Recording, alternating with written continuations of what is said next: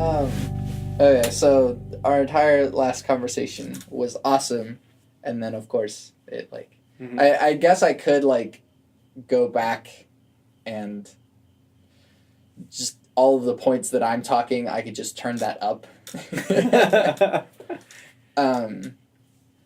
I've done that before, but we have tons of stuff to say though. Yeah. So we can yeah. But I guess to start, and then we'll just go back and plug it again. We have a show on Monday. Woo! And wear your costumes. Yes. Oh yeah. We should probably say that a little bit more. Yeah. And loudly on social media. Yeah, I'll make sure to post that too. Like, please. Yes. Do your thing. Because get freaky for Halloween. Yeah, it'll be kind of awkward for the people that are in costume. Yeah. And then like most everyone else is not. Yeah. Don't make it weird. Wear a costume. Yeah. Yeah, exactly. And I mean, we want the saturation of people wearing costumes to be greater than that of the people not wearing costumes. So. Yes. So let's talk a little bit about the thing. It's a spoopy show. Yeah, it'll be a spooky show. There's gonna be original pieces by all three of us, and a couple of group improvisations that are going to be a lot of fun. Yeah, including a film scoring, done in the silent film style. So we'll be providing the live soundtrack for a silent film, Nosferatu. Not the entire film. You don't have to watch the. It's not going to be a 3-hour concert. Right. But just clips, and then we'll also be doing a piece called Prelude in Fear Minor, which is not a cheesy title at all, and I don't love it. It's pretty great. With apologies to J.S. Bach. Right, yeah. I don't know. I feel like, I don't know if you've ever seen the memes surrounding that, but like, I think that Baroque and romantic and classical composers nowadays would look at electronic music and be like, oh, this is cool. Oh, like, I can do anything I want, and I don't have to deal with any crappy players. Well, yeah, absolutely. I mean, I think that's why Bach liked playing the organ so much. Yeah. I mean, it was... and the everything machine. Yeah, it was the most advanced machine in the world at the time, and it made accurate sounds. Yeah. When you didn't have to rely on all these people to, play, and maybe they're not doing so well, but if you're a good player, you can make it all work. And right. And you do have to be embedded in the place. That's kind of the problem with. Yeah. Yeah. You have to have the gig to have access to the organ all day long. Because you can't exactly like go on tour. Yeah, exactly. With a church pipe organ. Yeah, and they're so different. Yeah. And because they're all handmade by there's like just a few organ makers in the world. Yeah. And I don't know enough about organs, so you can school me on this. No, not even like schooling. It was just something I just had never thought about. Yeah. But I used to sing with the Sacramento Choral Society in Sacramento, obviously. And when in Enid, actually. Yeah, right, exactly. Why do they call it that? No one knows. But when we were in Italy, we were singing at all these different churches, and some had really old organs that were from the early Baroque period that were still that same organ that was built there. You still have that orphan that's underground. Yeah, exactly. That's blowing the air into the thing. Exactly. And so our organist, every time he'd have to spend a few minutes just to get used to the organ. The width of the keys is different. Oh, man. You're just depending on which organ you're playing on, and the stops, they don't all have the same. So, and on one of them, the range didn't even. We were doing a piece that had a big organ part, and one of the organs was just. It just didn't have the range to even play. So he was having to figure out. So what do I do to make that still sound okay? And It was just kind of, yeah. I had never thought about it. Because, you know, like, even if you play piano, you can't take a piano with you, but, like, when you get there, a piano's a piano. Right. And, like, maybe it's out of tune, and maybe the action doesn't feel great. Sure, but it's pretty much the same. And, like, there's enough there that you can, but these were, like, just, each one is such an individual beast. Which is kind of crazy. You could also, like, take an electric piano. That's true. To a different place, and that's a lot easier. Yeah. But I mean, there's nothing like that sound in like a big vaulty space like that. Sure. And the harmonics don't stack the same way. Right. Exactly. Some of them were built where, you know, because a lot of times the organist and the choir would be way far away, out of sight, out of mind. You would just kind of hear them, and they'd be up. In a loft. And one of them, we were down because we were it was like they had the church set up for a concert, and so they had cleared out everything and then put chairs, and then we were in the middle of the church, and the organ player was like several stories higher than us, and then like to the side was where the organ loft was, and he's looking at us with a mirror. To watch the, you know, and then there's that time delay. Yeah. Not only the delay of when he presses the key and when the air goes through the pipe, but also from the conductor all the way across you know, it's just and then there's just that several seconds of reverb in there, so it was just the time thing was pretty crazy. I mean, maybe that's why like chant music isn't really like in time. Right. It's just like you have the chorus, or like the main dude who leads the thing. And then everyone else like, okay, and then we'll come in with you. Yeah, exactly. I was Catholic long enough to, like, it's surprising how well the music communicates to a congregation of people that don't know a lot about music. Yeah, absolutely. But at the same time, it's like, I guess your average Catholic has a bit more musical experience than the average person. Yeah. Yeah, it's really interesting. Yeah. Are you the choral director at the? I'm the tenor cantor. Okay. So they have a soloist for each section, and then we're on a rotation who leads all the congregational singing and all the chant. On different services. That's a bit different than being a choir director. Have you ever wanted to be a choir director? I had, because my undergraduate was in choral music ed,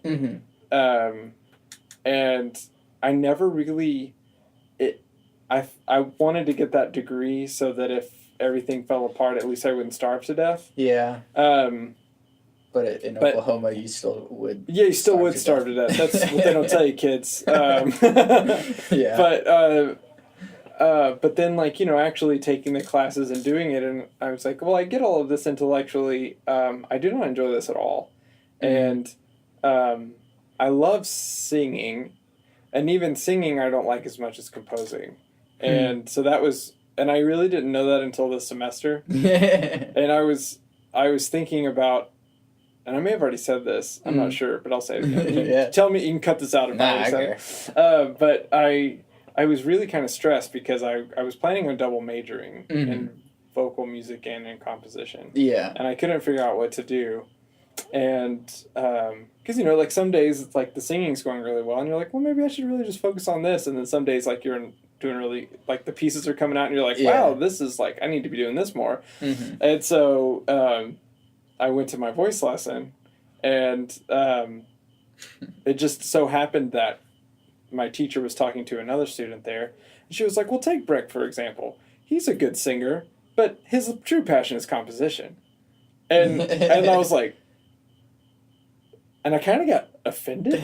Yeah. Because, like, you can't How tell dare me. you speak for me? You can't tell me what my true passion is, Yeah. you know? And so for, like, you know, I left the lesson and I, you know, for, like, the whole week, like, I was, like, running at the park and was, like, still mad and was, like, thinking, you know, running it through my head, like, well, I've been singing since I was 2 years old. How dare you tell me what I'm passionate about and all this stuff.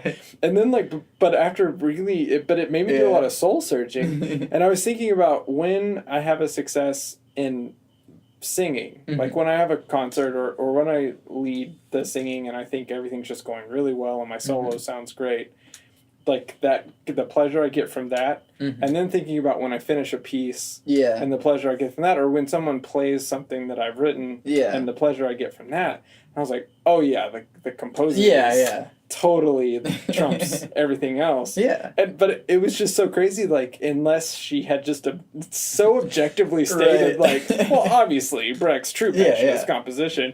How dare you? My true passion is underwater basketball. Right, yeah, you don't know my true passion. yeah, exactly. Although, I guess, a question that I mean to ask people on the podcast, and I have done it occasionally, like, what's something about you that people don't usually know? Yeah, okay, well, actually, I went through a really big, and I still am, I think we've talked about this, but I went through a huge Esperanto phase. Yeah, we talked about it a little bit. Yeah, and, I mean, I ordered a ton of books from Amazon. I read all I could about the Zamenhof, the guy that started. Explain Esperanto. So Esperanto is the international auxiliary language, and so Zamenhof grew up in an area in Europe where there were the Jews speaking Yiddish on one neighborhood, and then there were the Russians speaking Russian, and then the Germans speaking German, and those people never communicated with each other, and there was always a lot of cultural tension between these groups. And so he kind of had the idea that, well, because language has cultural links that come with it. So, like, when people learn English, they're also... And there's a little bit of, like, with learning English or with learning a different language, there's a little bit of, like, imperialism kind of in learning the language, too. And so he was, he himself was a polyglot. And so he was trying to think, okay, if everyone had a second language. So, like, everyone has their primary language, but what if there was an international second language? So that... And it was free of any nationality or culture and was kind of a human auxiliary language. Then we could all communicate with each other, but we could still keep our cultural heritage and and all of that stuff. And I think it's a beautiful idea. I mean, it's just a great idea. Great. And so he created Esperanto, and which in Spanish espero is hope, right? And so it has the same Latin root. So it's but anyway, it's super easy. So all the nouns end in O, and all the vowels end in A, I think, and adverbs end in E, and verbs. Sorry, vowels. All the vowels. There's only one vowel. Yeah, that's right.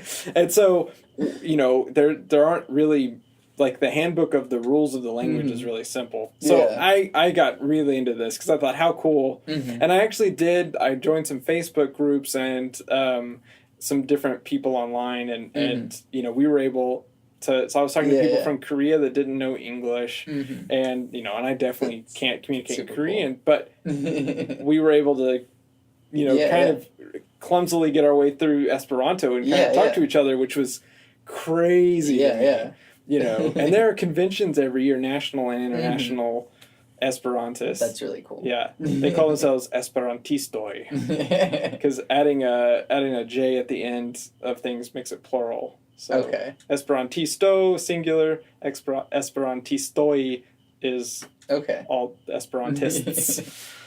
So are you, like, fluent in Oh, Esperanto? no. And, like, I haven't like taken out the books and gone through, but they have The Hobbit with the original, the binding and everything you can get in Esperanto. La Habito. Yeah. And the V is always La, so you don't have to think about genders and all of that. Yeah.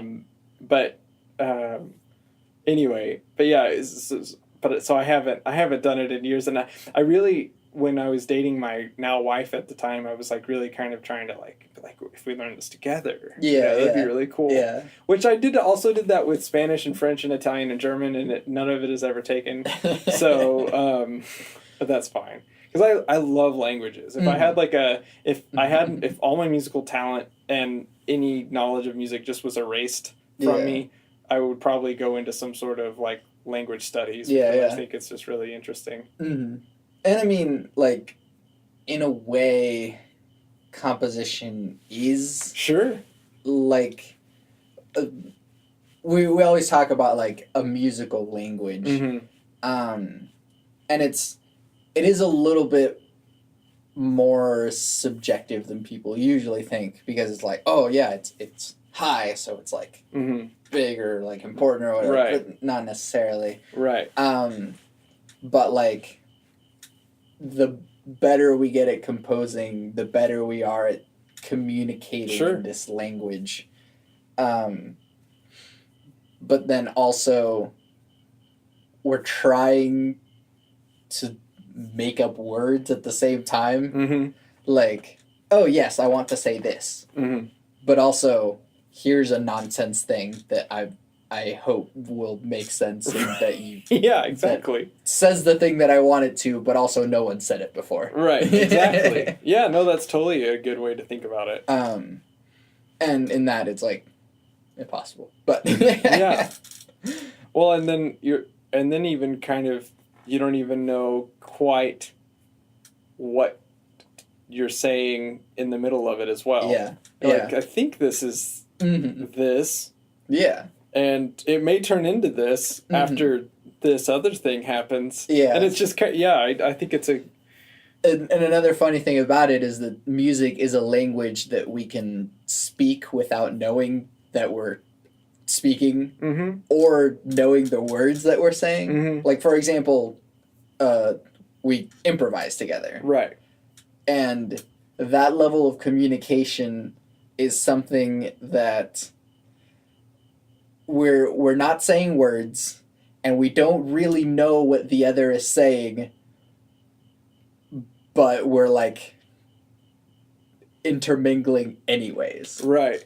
And so it's like, maybe you'll play something and you don't know what it is that you're playing, but you're like, let's see what happens. Yeah. And then I'll be like, ooh, I see what you did there, I guess. And I'll try and do something else with that. And so we're speaking a language that we don't even know what words we're saying. Right, yeah, exactly. And I think to do that kind of improvising with a group, it's like such profound listening to each other. Yeah. And I think that's one of the coolest things about it, is because there'll be something, you may do a lick and I'm like, oh, I dig that a lot. Like, that's really cool. And so... it's kind of just like shifting. You'll hear like one, and it may even be like an accident, a true accidental. Like like I didn't mean to play that, but then it like is like, oh, but now that's kind of, I can make that a motive, because now we've thrown that note in there, and I think it's really neat. But it's weird too, because I've been dealing with writer's block a little bit recently. But at the same time, if I'm just making stuff up, it just comes out. Yeah.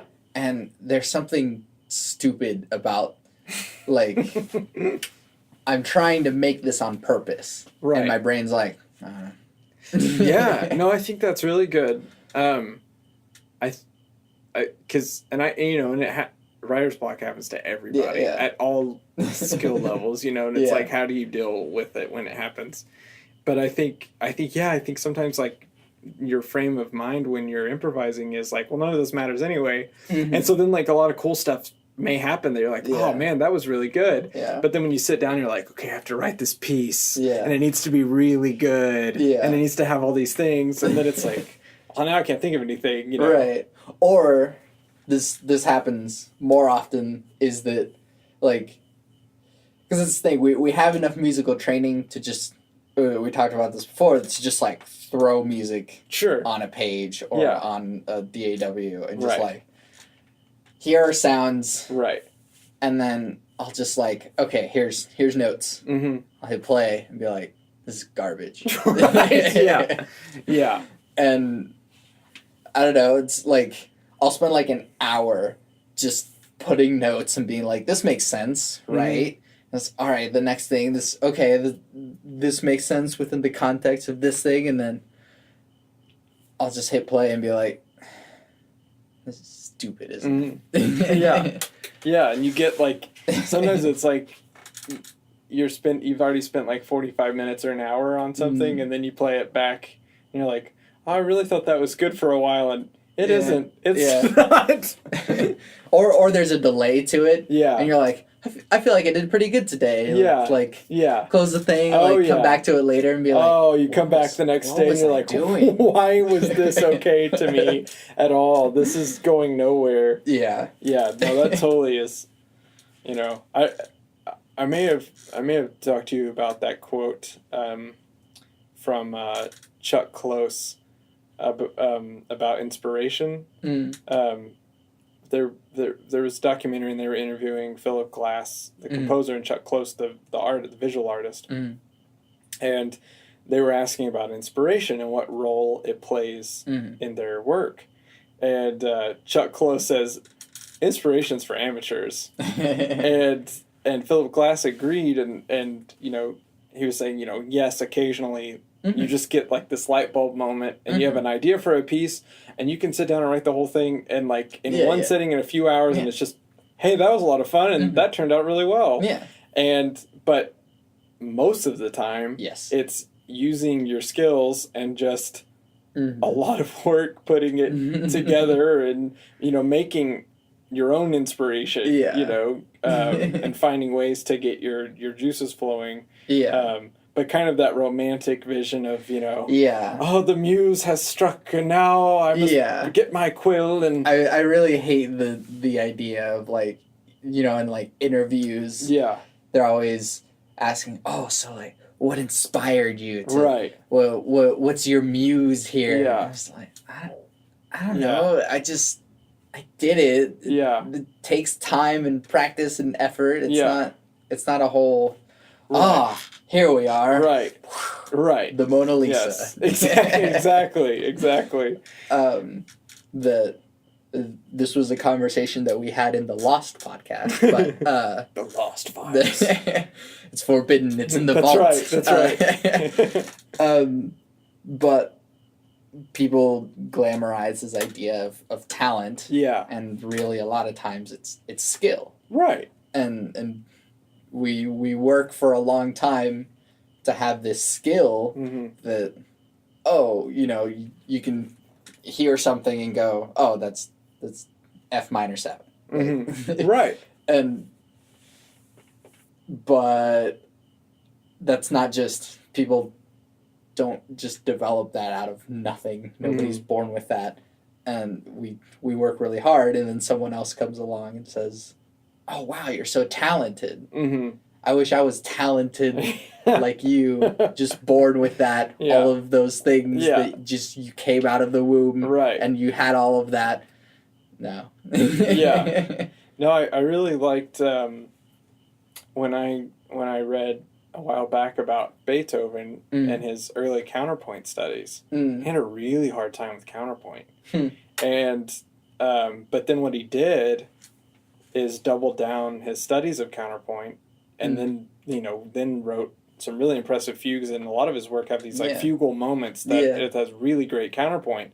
And which I always really respected because that obviously didn't come naturally for him, but he knew it was a skill he could acquire through work, and so he worked at it. And I think that's so true with, you know, obviously he was born with talent. Sure. But he had to work to get it to where he wrote the symphonies that he wrote and the piano concertos that he wrote. And that also comes with I feel like we glamorize talent too as this sort of just this innate spark that just pops into random people in existence, but it there are circumstances and there are the I don't know, whatever, Beethoven's parents and then where he grew up and the fact that I'm poor and I have to make money being this musician, and so having that hustle to to have to freaking crank this out and then fall in love with a woman and then have your heart broken and then like all of the circumstances that bleed into what made Beethoven or Bach or whatever. Or who, and it's not just the spark and like he had talent, but it was also just the circumstances of I mean, he lived in Vienna for one. To be surrounded by, I mean, freaking Haydn. Who was his counterpoint teacher? Yeah, exactly. So, so and I think that's absolutely right. I always, because if you think just from the talent perspective, probably most of the talented people who have a natural propensity to be great musicians we never hear from. Yeah. And because you're absolutely right. I mean, just being born in a place with electricity and access to equipment and access to, a school where you at least learn rudimentary musical skills. Right. All plays a big part in that. At least to getting it out to a broader audience and in like the Western classical, sense. Because, music also at the same time is in every culture and everywhere, with or without training. Right. And with different purposes and goals. Absolutely. In that our culture sees the musician as an artist, but in different cultures, the musician is a shaman.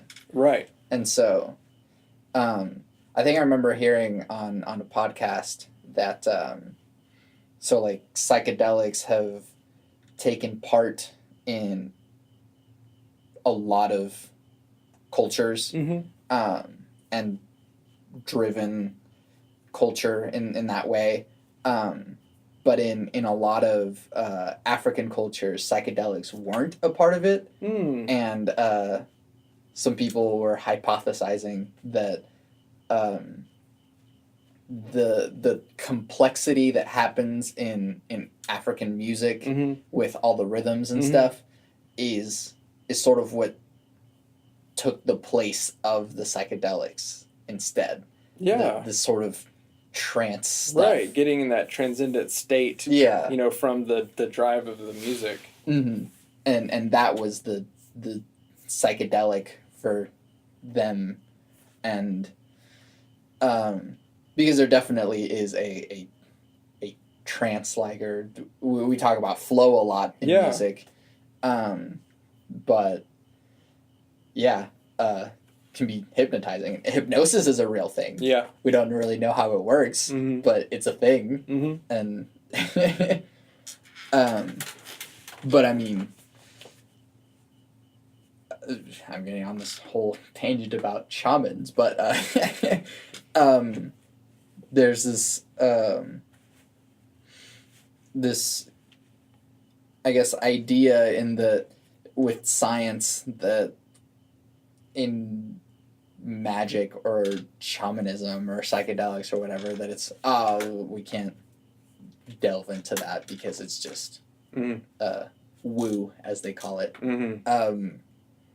But there's this old guy, Stanley Krippner, who's he's basically a magic scientist. He's like studied shamans and psychedelics and different cultures and tried to apply academic analysis to that sort of stuff. Because it's weird to think like, there's this whole ritual involved, and for whatever reason, it cured the thing. Right. saying that to a scientist being, well, there was all this other medical stuff that could have happened, but we don't actually know. And the fact that someone does this whole ritual to, I think there's like a the old tales of, whenever you have a wart, like, take a thing and then plant it outside and then make sure that it's, watered or whatever, and then think about the thing, and then the next day the wart will be gone. And it's like, that makes no medical or scientific sense whatsoever. Yeah, so I grew up in a really rural area in southeast Oklahoma, and the closest town had 300 people, but we actually lived outside, quite a ways. But my grandmother, who was, a devout, charismatic Christian, but she also had like this. She also had this other side that was a more like shamanistic side, and people would come to her for like different kind of like curative things, and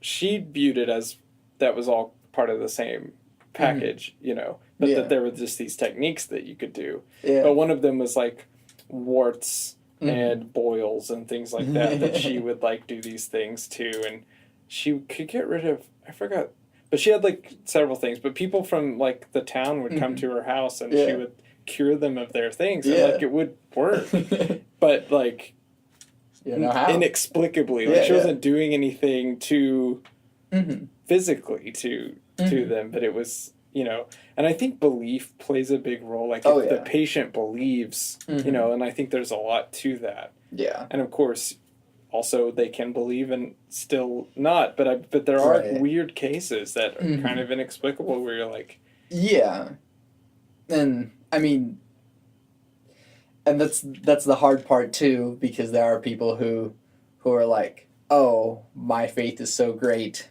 that I will not get any treatment for this cancer. Right. And then you're like, okay. But you probably... Yeah. And then they die, obviously. Yeah. And then... obviously, because sometimes stuff does happen. Right, but, like, sure. Come on. But it's... Yeah. If you can do it in another way, probably do that. Right. I do have this idea that while I may be sort of hard atheist, I guess, I do think that there's just stuff that we don't know about yet, and I have hypotheses as to what that sort of stuff is. And so something like ESP, for example, that if, for example, people have said that, my husband died and I felt it. I wasn't there, but I felt it. And I feel like it's explainable in some way outside of our current understanding of science. But I think that our bodies are receiving and absorbing more information than we realize. We know about. And so while we might consciously, I can consciously hear the crickets outside, but I might subconsciously be hearing, 2 buildings down or something, or feeling 2 buildings down, for example. And I may not know it, but it's all feeding into this. Right. Well, yeah, and you're thinking about all the wave forms that we can't perceive. Well, that we don't think that we perceive. But thinking of, all that's passing through us all the time. Passing through our physical bodies, and so I think there's just a lot that, like you said, that I think later even like science will be able to because just think about just the last 100 years in discovery, and how crazy that's been. My great grandfather was 103 when he died. Dang. And so he was born in 1890. 1894. Dang. And so, and he died in 1997. And I was thinking, what, the crazy world that he lived through. And, dying in the internet at the beginning of the big internet age. And that's just crazy to me to think about. Right. And there's stuff that, is a constant. That, there's the whole world has changed because of these things, but then there's the stuff that's and for whatever reason, people still hate black people. I don't know why that still is, but 100 years, it's still going.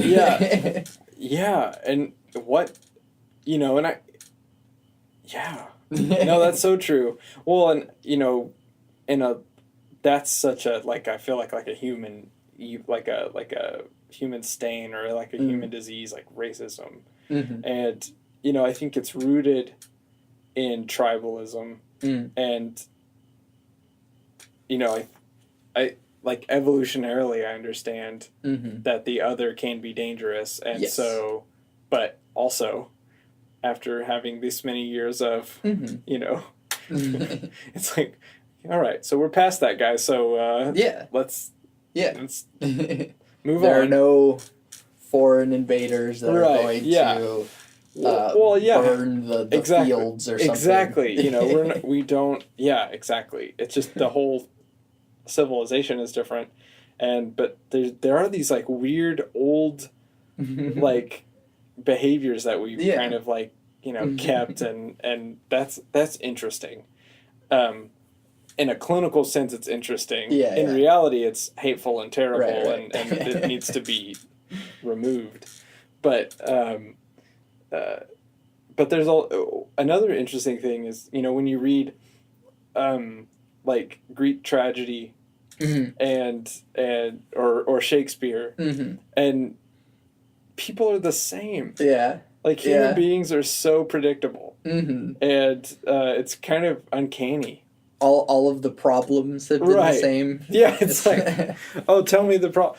Oh yeah, I already read a book. That's happened. That's been covered. I love a person and they don't love me back. Yeah. Oh man. Darn. Yeah. Exactly. It's okay, go all the way back to freaking. Yeah. No, that's Greek tragedy. It's there. Yeah. Exactly. It's thousands of years ago. Yeah. Which is crazy. Yeah. Or even before then, ancient Chinese dynasties and Absolutely. Stuff.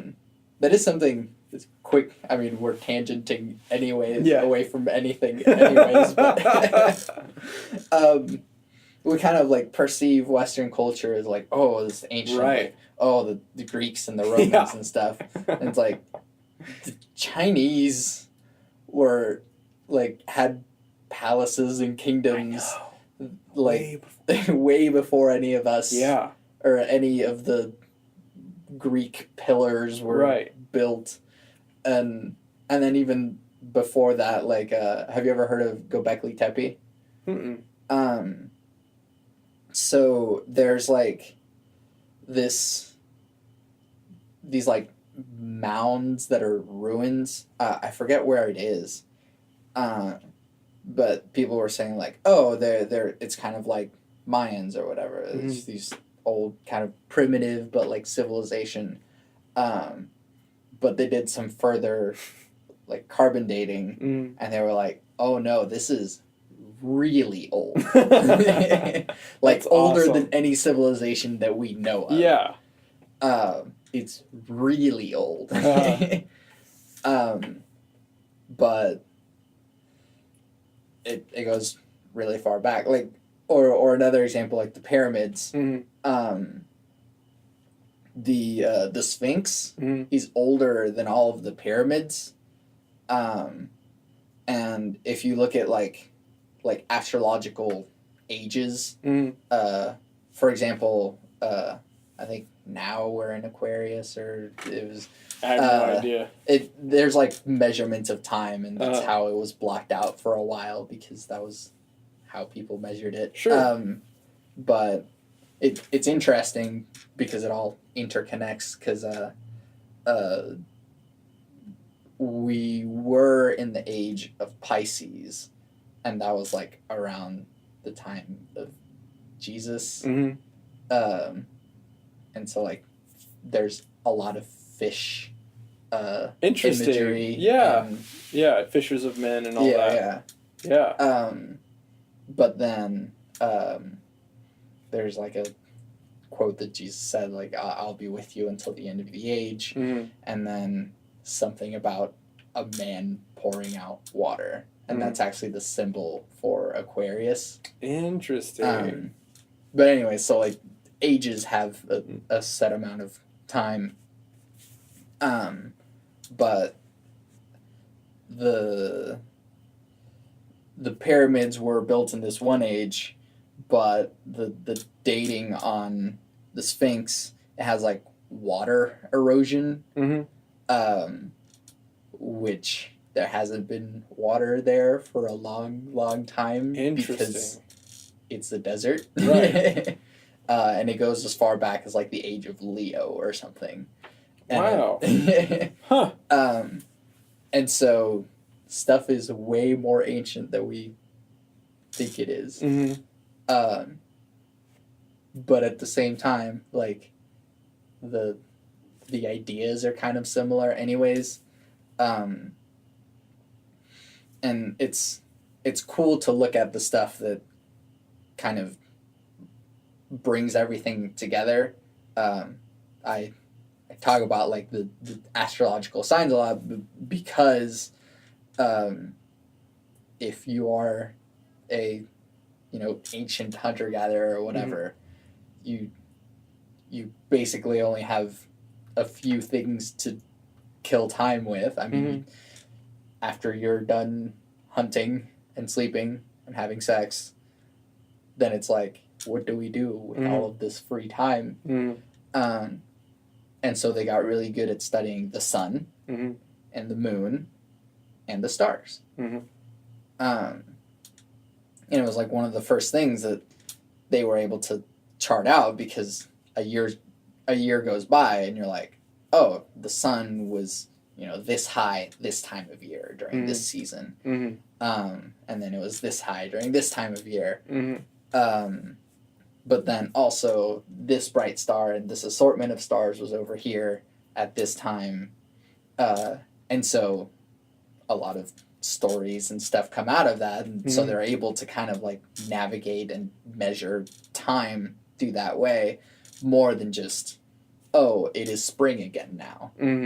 But it's like, oh, it is this point in the year. That's why there's solstices and equinoxes, because we're able to actually measure like, oh, this is the longest day because we can watch the sun. Right. But there's also like, again, with the religious imagery, the sun is lowest in a certain time of year, and it's lowest for 3 days, and then it comes back up again. Interesting.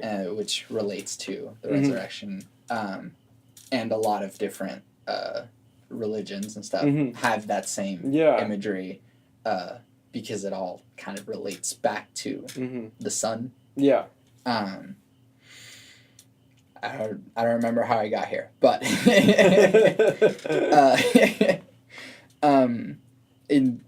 in a weird roundabout way, all of the stuff has kind of been the same over time. Like every single iteration, every single like civilization has had. There's a book I've been meaning to read, but it basically talks about how every civilization has a cycle and stages that once it gets to this point, it's on the brink of collapse. Interesting. But every time that it collapses, the stakes are bigger. And so the collapse of the Mayan Empire was smaller than the collapse of the Roman Empire. But like now we're getting to the point to where it's like the global empire might be on the brink of collapse. Right. And so there's no like, oh, well, at least only the Romans collapsed, but the rest of the world gets to go on. Like, if the global empire collapses, that's just... There's nothing left. To go back to a tangent where I broke off,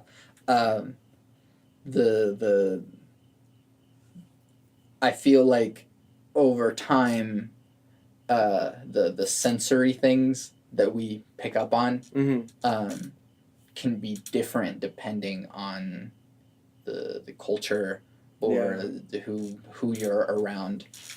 Sure. For example, like, we've been in long-term relationships enough to where if just our significant other walks into the room, you can tell the type of energy and be like, oh, she's not in a good mood right now. Or, oh, like, yay, you know? Yeah. And that's just something that we learn to pick up over time. Right, and you probably wouldn't be able to describe exactly what it was that led you to think that. Yeah. You know, because it can seriously be even like, I'm not even seeing it, but I can just, like, when, you know, and they're like, oh, okay. Yeah, it's the body language. Yeah, exactly. Whatever it is that they're doing, even in, like, texts. Oh, yeah.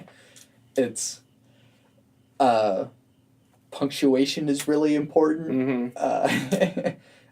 Say when I greet each other with I love you, but if we're in a good mood, it's an exclamation point. If we're in a bad mood, it's like no punctuation or a period. Interesting.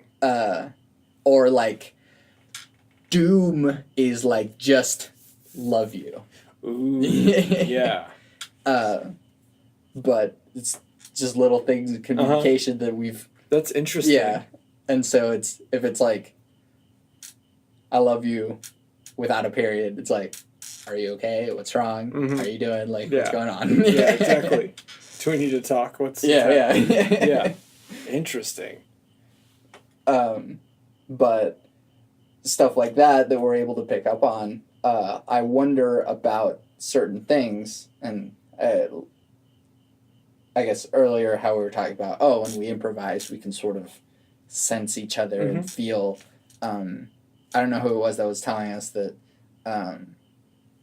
as we were improvising and sort of gelling with each other, we would sort of pick up the mannerisms of each other. Oh, that's crazy. I think that was something that John was telling me that someone else was noticing. That's crazy, because a lot of times we're not even looking at each other. Right, exactly. Wow, that's cool. And so if we'll go into something, you know, ba, ba, ba, and this body sort of weight going into it, maybe we'll feel that in each other and sort of put that same weight or accent in the stuff that we're doing. And I wonder how many senses that we'd be able to train to be more, I don't know, to be able to pick up on subtle languages that we're not even... for example, one of my friend's mom, and she's a nurse, but her mom is a nurse, and she says... it's a full moon, it's going to be a crazy day at the hospital. Exactly. What does that have to do with anything? I know. But it does. Yeah. My dad was an ER nurse, and he said the same thing. Yeah. It's like, really? Yeah. So what is it in our blood, in our system, in the whatever that... And I think people have more babies on full moon. I don't know. But yeah, it's just a kind of a crazy... Yeah. Yeah, and like, who knows what all that's doing? Yeah. You know, those like slight changes and, you know, things, and I don't know. But it's... Yeah. And, yeah. I feel like in the time that we grew up with tube TVs, you didn't notice the high-pitched whine that was coming from tube TVs. Yeah. But now, whenever I hear one turn on, and it's just like, how did we do that? Or yeah. How did we just block that out? Or you can walk by a room and feel it. Yeah. Like go by you and be like, oh. Yeah. No, that's totally true. I wonder if at some point in the future, maybe if Wi-Fi becomes outdated or something, and then maybe some different space will have Wi-Fi, and we'll walk up to it and be like, oh, it's making Wi-Fi that terrible here. noise. Yeah, or like I just feel bad because I'm around Wi-Fi. Yeah. No, that's really interesting.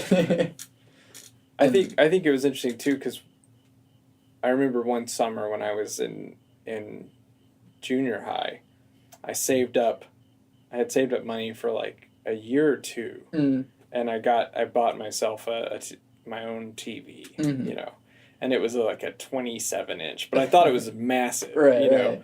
And it was massive because they were huge heavy. Back then. Those were so heavy, and this is pre-flat screens and LCD and all that stuff. So at least pre for me because I didn't have that, and so but I remember thinking it looked so clear, and now you watch anything in standard definition and you're like, how did we even know what was happening? Yeah.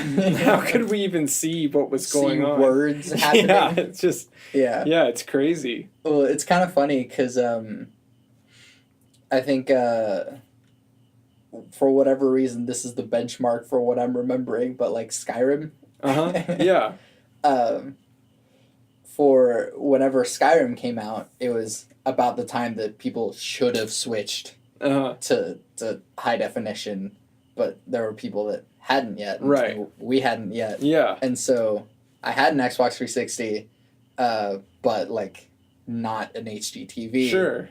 And so there would be like the little text that would pop up on the top left. You're like, what? and it would just be like, gold 25 added to your inventory or something. But without high definition, it was just this blur on the top left. Right. But and the same thing happens now that if you put something really old on a high definition screen, you're like, oh, this looks awful. Yeah. No, that's totally true. But with the screens back then, that would sort of like blur everything. Yeah. You would just kind of, oh yeah, this looks great. Yeah, it looks fine. Yeah. And the fuzziness was part of the graphics. Yeah, and you just kind of block it out. Yeah. It's like watching VHS movies and you just didn't pay attention to all the... You don't see the warping in exactly. It's just like, that's what movies look like. Yeah. But our memories kind of do something stupid with that too. I remember some games, misremember some games that in my head was just basically reality. It was just that you just remember, this PC game that was just so like good looking that it was basically a reality. How will we ever top this? Yeah. I for my PlayStation 1, back when it was just PlayStation, but I had Resident Evil 3, and it did look better than my other games. Sure. And it was like late in PlayStation's life, so like it was like the best looking a PlayStation game could look before they moved on to 2. But I remember thinking like, wow, it just looks incredible. So just this past week, someone on something I was following, they posted like this really hard puzzle from Resident Evil 3. Right. And they're like, remember this OG guys? And so they had like they had a movie of it. I was like, that looks awful. Yeah. But my childhood memories of playing that game is like, this looks great. It's so smooth, everything looks beautiful. But no. We put that in there too. Absolutely. But also the opposite happens sometimes too. I think I notice it more with music. But if you ever like go back to an old recording of some of your favorite music ever, you'd be like, whoa, what is that? Yeah. That is clearly like right there in the mix. And you just didn't notice never. it. Yeah. Yeah, totally. And that goes with all kinds of music that I've had those where some things I didn't notice before. Yeah. You know, and I remember when I was getting older and I was getting better at aural, just listening. And like my aural skills were sharper where I could hear intervals and because you know, like when you're younger and you hear like a choir, maybe they're doing something that's homophonic, and you kind of just hear the choir. Yeah, just like one. It's big just note. and a lot of music was like that. It's like okay, this is symphonic music, but I couldn't hear. Okay, that's upper strings to lower strings. Those are woodwinds. These are brass. These are doing this. Yeah, and you're not. You're just kind of hearing orchestra. Yeah, you know, and it's like. And you know, and of course you hear like if there's a main melody, right? Like you know, you latch onto that, but you're not thinking, you're not hearing the timbre changes and all that stuff. But then, so it is kind of weird. But then you know, as I'm older, if I go back and listen to, you know, like a piece that I really liked when I was younger, and then you're like, wow, there's so much going on in this. Yeah, yeah. That, or sometimes disappointingly. Oh yeah, like this is not that great. This is just like 3 chords. Yeah, exactly. Yeah, exactly. And I mean, I don't know. Some of my favorite music while I was like a teenager, I'll go back to it and be like, oh man, this is bad. But it'll still bring back great memories. Yeah. I still appreciate it for what it is. Yeah. And you think at the time that music was exactly what I needed. You know?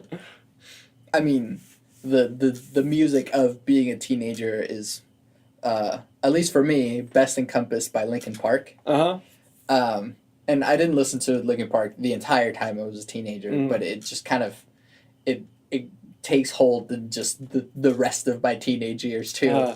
But looking back at Linkin Park, it's still good, like right for what it is, but all of the lyrics are basically just, you make me feel so, yeah. That's all it really is. Yeah, that's like all their songs.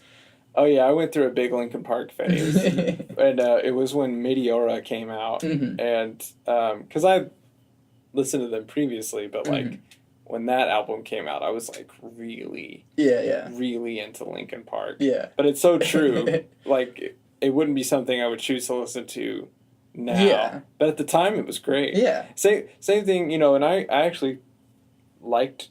And still, like, can listen to some of these songs, but, like, System of a Down was a big part of that, too. And it's like, you know, now I'm like, yeah, okay. Although, there is a lot of, like, depth in System of a Down. Oh, yeah, no, totally.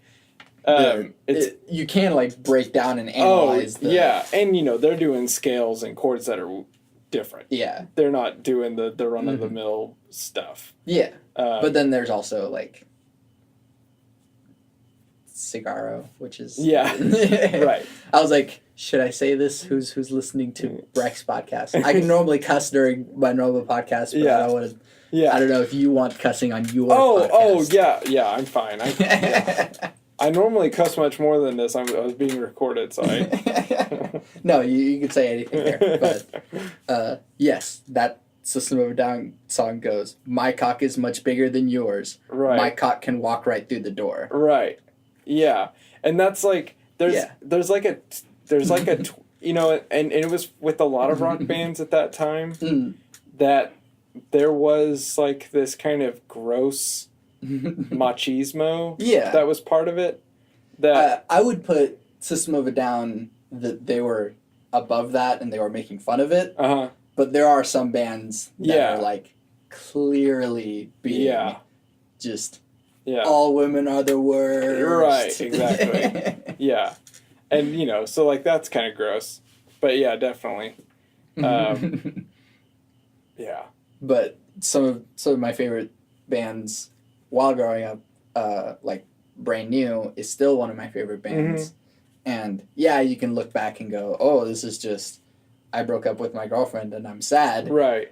But all of the poetry, even if it's just saying, I broke up with my girlfriend and I'm sad. And it's not just saying that. Right. Is really powerful. Yeah. There's one of the most powerful lines in any brand new song that I can quote is the song is called Handcuffs, and it's sort of the sequence of I'd arrest you if I had handcuffs, I'd arrest you if I had the time, I'd blah blah blah, I'd blah blah blah. But then in the second verse it goes, I'd drown all these crying babies if I knew that their mothers wouldn't cry. I'd hold them down and I'd squeeze real soft and let a piece of myself die. Which is like, ow, you hurt me with your words there. Calm down. Right. Yeah. And like, there's like strings in that song too, and it's like really powerful. And I was like, whoa, jeez. That was actually on the list of my albums for Serious Artistic Merit. Nice. Nice. But yeah, I haven't posted mine yet. It's gonna be. I hope everyone's ready for Bjork. Oh yeah. I'm sticking to my plan. Right. I did kind of. I know we're recording, but I don't want to get too into the weeds of that. But I did pick only pieces from like 20th century and onward. I did like that. I saw your list and I liked it. Yeah, I like it a lot. Because I don't... this is going contrary to what we were just talking about. Oh, all of the problems are the same as they were before. Right. But it's like, I don't resonate with some old music. Well, and this kind of is like a big conversation about in and of itself, but I think new art that's written right now, that's why art continues to exist. Yeah. It's not like, oh, well, everything that's been said has been said exactly how it needs to be said. So here's Beethoven forever. Right, and it's like, yeah, I really appreciate Beethoven, and I've really had some experiences listening to Beethoven. But when there's a piece that's written today that's a really good piece that really speaks to you, it's different. Yeah. Because you're living in the time of that art. And so modern art in all of its forms, I think, is just, that's why it's so important. Yeah. So yeah, I think, because when I make a list of like the pieces that have meant the most to me in classical music, they're all in the last 50 years. Because that's when I've been alive. Yeah. Right. And there's kind of part of you can never make someone like something. Like, as much as I want to, I can't sit Sable down and go, love Radiohead. Right. Love them. Right. Yeah. And even more so, the more that you do that to someone, the more that they'll be like, I really... Yeah.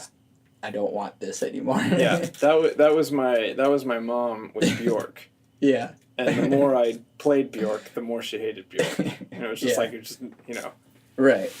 And we agreed on almost everything else, but you can't. There are things that you like that are really inexplicable too. Yeah. We talked about Glassworks, the album, last time, and Opening from Glassworks is just couldn't be more simple music. Sure. He has the 2/3 thing going on. Sure. But as far as like the chords, it's 2 F minor chords in root position on the piano, and then you just play them in reverse order. Right. But that's minimalist. And they change. But I swear when the first time I heard that, it changed my life. Yeah. Like what music could be, and it's so simple and so powerful.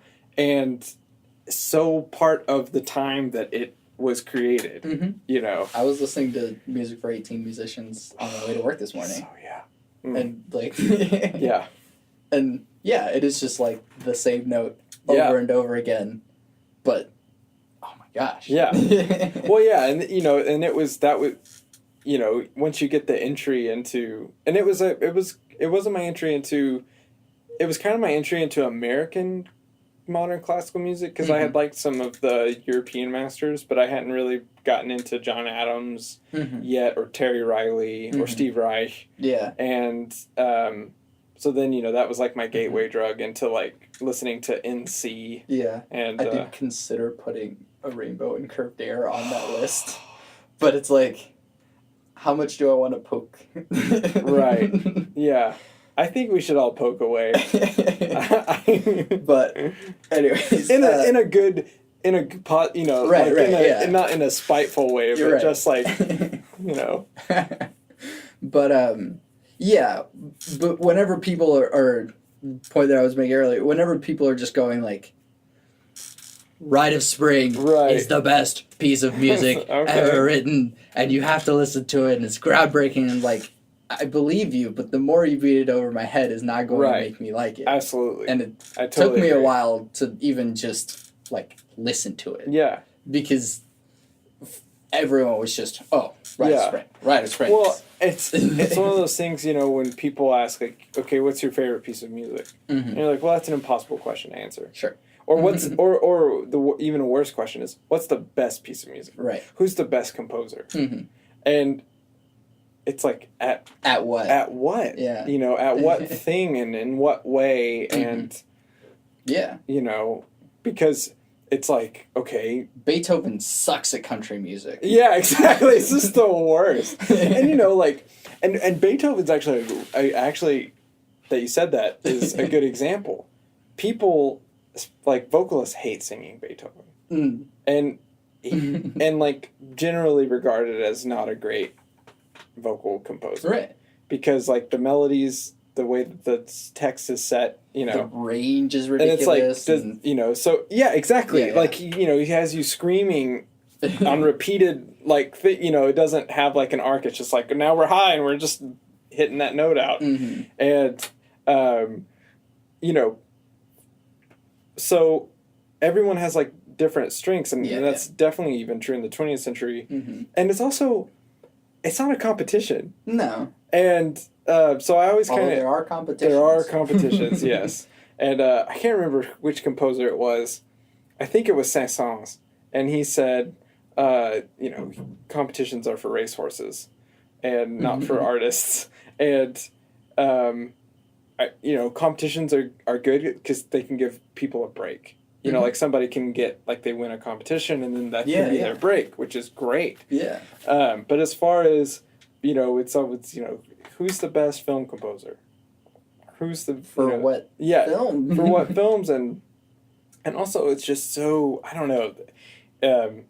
I'm sure John Williams would be a little put off if you asked him to do, like, a cheesy, like, slasher film. Sure. And he'd be like, I guess. Yeah. And I'm sure he probably would do a great job. Yeah. But it would just be weird and out of his element. Yeah. Yeah, and, you know, like with Stravinsky, because sometimes you get into that hero worship phase, which people kind of do, because it's also easy. Yeah. To just have somebody that you put on the pedestal, and you're like, oh, you know. Yeah. And I love, my favorite Stravinsky work is the Symphony of Psalms. He gets such cool sonorities out of that with the winds and with the piano and with the choir. It's just a really cool sound. But with, and Rite of Spring is really cool, but there's so many emotions and ways to feel, and there are so many things music can do, that just having one work and one voice and being like, that's the thing, that's what it has to be all the time, it misses the point of what. And you know, as I've gotten older, because, you know, like at first when you're starting out and you feel very like, well, I have to be, you know, these other people are good and I need to be, you know, really competitive and all this stuff, and then, but then you realize, like, if somebody else writes a really great work, that's good for everybody. Yeah, yeah. We all need to be making great art. Yeah. And sharing our own voices. Same thing in anything else. Yeah, absolutely. I don't know, this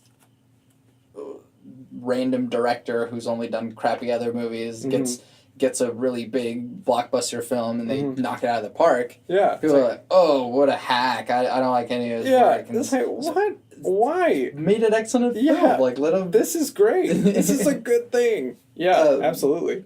And same with, like, video games, too. That people being, oh, Call of Duty's stupid and people should stop buying it. But people know about video games, and the fact that you play any video games is contributed to by the fact that Call of Duty exists. Right.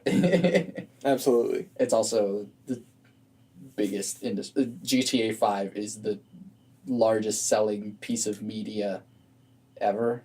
Wow. Yeah. Take that, the Bible. That's crazy. Yeah. Wow. I don't know why people keep buying it, but... Wow, that's really crazy. Yeah, no, it's weird. Inexplicable. But I mean, I guess you could also put the Bible in the game, and it would, you could also like, they could do a patch. Yeah, put that in there. That's the new. It's gigantic, anyways. That's the new edition. Yeah. Oh man. But anyways, another thought that I was having is, and this will be the last thing, but. Kind of going back to different senses and different things over time, that there are sounds now that if Beethoven could have heard a synthesizer now, to I don't know what to do with this, but there's so many possibilities here because back in the day, here's the orchestra. This is your color palette. Right. The orchestra. But now you have an infinite color palette. Yeah. Here is synthesis. Right. And now it's like, I don't even have room for this palette here. And I wonder about sounds that will happen years from now that we'll hear and go, I could never have known what that sound was. Right. And we can't picture it right now. No, that's definitely interesting. And that's part of, I mean, it's always moving forward. As long as, people are working at it. So I hope that there are sounds that I can't even imagine. Yeah. In the future. In a weird way, I feel like noise, like harsh noise, is pioneering in new sounds. Because it's something that we, for a long time, just go, ugh, I don't want that. And because of that, we don't explore it.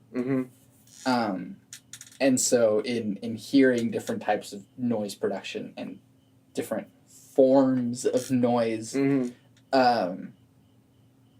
I feel like it has a lot of untapped potential that isn't being explored because people go, ugh, noise. Yeah. But whenever you bathe in the wash of noise, it starts taking on a new character that it's something unlike what an orchestra can produce. Right. And I mean, you can get close. The Threnody is an example of these are sounds that we did not know could come out of an orchestra. Or sounds that you were always taught to avoid. Right, exactly. Yeah. But I don't know. I feel like there's a whole frontier in sound that we don't even know about yet. And that's really interesting. It is interesting. Yeah, I absolutely think so. Well, what's something that you think is a new frontier for music? Ooh. I mean, other than because noise would have been what I would have pointed out, just in general, just like the music of noise. Because I think there's like, with just the idea of musique concrète, there's like an infinite amount. And now with the way that we can take a sound and manipulate it in an infinite amount of ways that they wouldn't have even imagined. So you're thinking like, okay, back at the turn of the century, you know, when they were making sound music, but now we have laptops that can do more than their entire giant studios, you know, are able to ever do anything. Yeah. And plus so much more. And that's kind of crazy. So I, you know, like already, like I feel like if we just with the technology and the capabilities we have now, we would never reach the end of what that could do. And then now you know that technology is going to keep moving forward. And so I think, you know, you never get to the end of the possibilities of everything because, I mean, you know, and what's cool about all of that to me is that there's still it's still music. You're right. It's still familiar. Yeah. And, you know, like, just like you were saying, when, you know, or if you listen to a piece that's in strange modes or strange chord structures, and, like, the first time, you know, for the first few moments, you're like, ooh, this is kind of, I don't really know what I'm hearing. Right? This is kind of strange. And then after a while, your ear just adjusts. Yeah. And it's like, now I'm picking up, and it's going here, and I know where the line's going. Yeah, exactly. And it's kind of strange when the same thing happens when you listen to a noise piece, even if it's just the static, right? And they're putting the static in different places, and this static has crescendo, and, you know, but even the fact that there's crescendo, and there's some weird way that there is a pulse, maybe, that they don't have to, but that can be in there, and then you're like, okay, so I've got you know, articulations, and I've got, you know, dynamics and texture and the combination of how you can manipulate the timbres of, like, okay, so I have this static that's kind of a lower pitch static and then a higher pitch static, and that's kind of fascinating. And, you know, you could do symphony of static, you know, and have a big giant piece that's just one sample of static done a bunch of different ways. And this thing is that right now we're just messing with stuff. Yeah, exactly. And I feel like that's what happens with each wave of a movement. Is that someone goes, hey, what about this? And then the art evolution explodes. I have a whole thing about art evolution, but that's a whole other. The art evolution takes a different branch, and you have a full cycle that happens in just this other. Ooh, what about 12 tone? And then this whole area of 12 tone gets developed and expanded. And then there's the people who are oh, that's old 12 tone. We want the new. And then that happens with everything. Like, sure. That's old harsh noise. This is new harsh noise. This is better harsh noise. Yeah, exactly. And we're kind of doing that now. I just finished writing a piano piece in whole tone. And kind of like what you were saying, that at first it's like, ooh, this is weird, there's no home note or whatever, but like after a while, it was funny, I was listening back to it and like proofing it, and I heard a wrong note. And I was like, how can I hear a wrong note in a mode that doesn't have wrong notes? You're like, wait, that's the point of this, it doesn't have wrong notes. And I was like, oh, yeah, it's right there, and I fixed it. So after a while, you get used to it, and then, oh, that's old whole tone music. Here's new, whatever that might be. And so there's mediums of untapped potential that we don't even know about. Absolutely. And I mean, and I think even in old forms, that traditional forms of acoustic music, still haven't done everything we can do with those. Mm-hmm. And so it's just like, no matter what you do, there's no end to it. Because, right. you know, even if you're like, I'm only going to compose for the piano. Mm-hmm. Well, you're never going to write everything that can be written or do everything that a piano can do or have to say. And it's too many variables. Yeah. 88 keys, too much. Yes, too much, guys. You know, and then you add in noise into that and synthesis and manipulation, and it's... Yeah. I mean, well, this is a business that'll never... never find an end of the resources. Right. But at the same time, 1564, it's just really catchy. It is. It is. And, like, you know, there's something so pleasing about a Picardy third. Yeah. It's just like, this just feels right. Right. There finally is some hope in the world. That's right. After this entire piece in minor. I love it, too. Yeah. Breck, thank you for doing this with me. Absolutely. For a third time now. It looks like it's recording. So yeah, I'm hoping. We'll see. Yeah, it looks like it. But yeah, thank you. Where can we find you and your things and the power cycle things? That's right. So I'm at breckmcgough.com. I'm sorry about my name. It's BreckMcGough.com. And you can find my music there. I'm still working on my website. Sorry, everybody. And Power Cycle is UCO's electronic ensemble. And we will be playing at the Jazz Lab this Monday, October 8th. Yes. This podcast will be out tomorrow. Oh, nice. Sweet. Tomorrow as of this recording, not whenever you are here. Hand gestures don't make any sense to an audio podcast.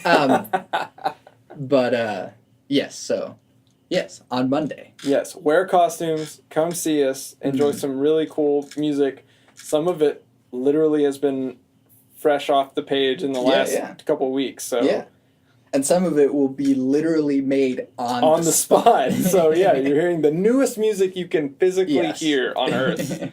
Hot off the keyboard, the audio interface. Yeah, hot off. Yeah, exactly. Hot off the mixer. All right, well, not once again, because we never actually said our names at the beginning. I'm Santiago Ramones. I'm Breck McGough. You can find everything that I do on my website, santiagoramones.com.